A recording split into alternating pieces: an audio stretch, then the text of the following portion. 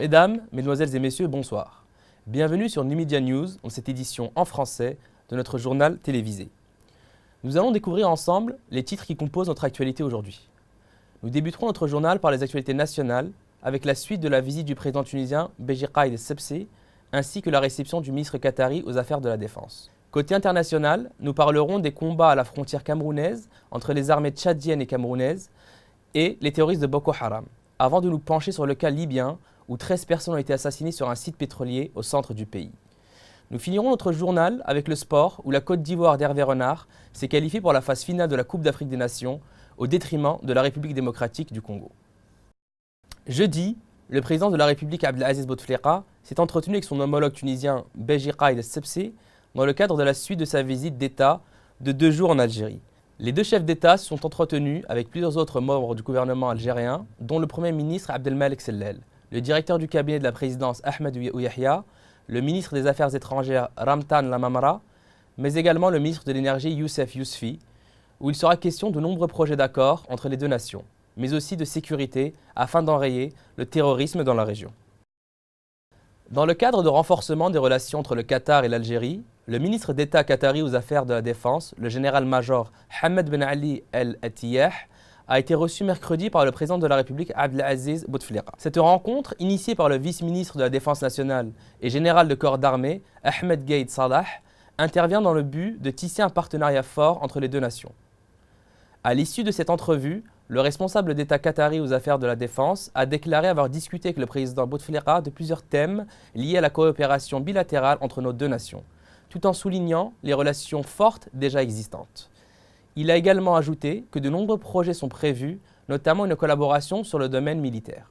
Le ministre des Transports, Ammar Roul, a fait une visite d'inspection ce matin dans la capitale où il s'est tenu informé de l'avancement des travaux du métro et du tramway d'Alger. Il a ainsi contrôlé les sites de métro liant Hay al-Badr à Ain Nadja ainsi que la ligne de tramway de Borj el-Kifen en donnant pour ordre majeur l'accélération des travaux. Il a promis des développements rapides pour les lignes de tramway, mais aussi de nouvelles configurations des services, notamment pour les personnes handicapées. Sur le plan international, de sanglantes informations nous viennent de Libye, où 13 personnes ont été tuées par une branche locale du groupe terroriste Daesh dans l'attaque d'un champ pétrolier dans le centre de la Libye, apprend-on de sources diplomatiques françaises. 8 gardes libyens, 3 Philippins et 2 Ghanéens ont été exécutés dans la nuit de mardi à mercredi sur un site pétrolier géré par la compagnie nationale National Oil Corporation.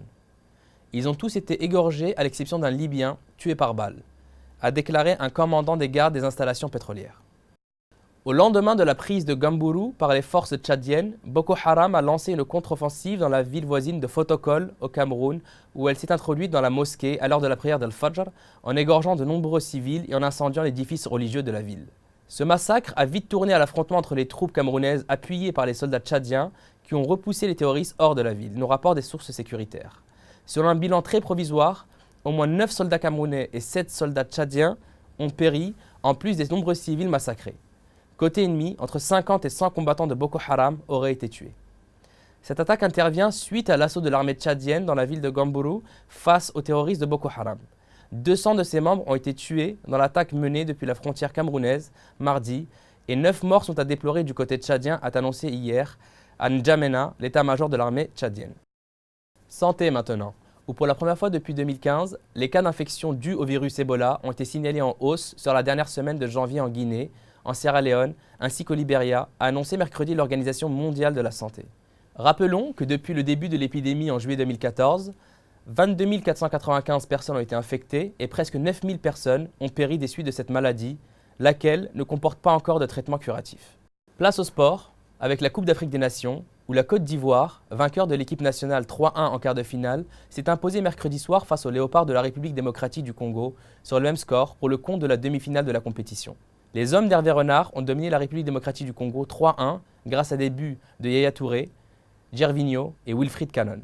Les éléphants disputeront dimanche la finale contre le vainqueur de la deuxième demi-finale Ghana-Guinée équatoriale qui se dispute jeudi à 20 h au Nuevo Estadio de Malabo. Le sélectionneur de la Côte d'Ivoire disputera ainsi sa deuxième finale de la compétition après celle gagnée en 2012 avec la Zambie.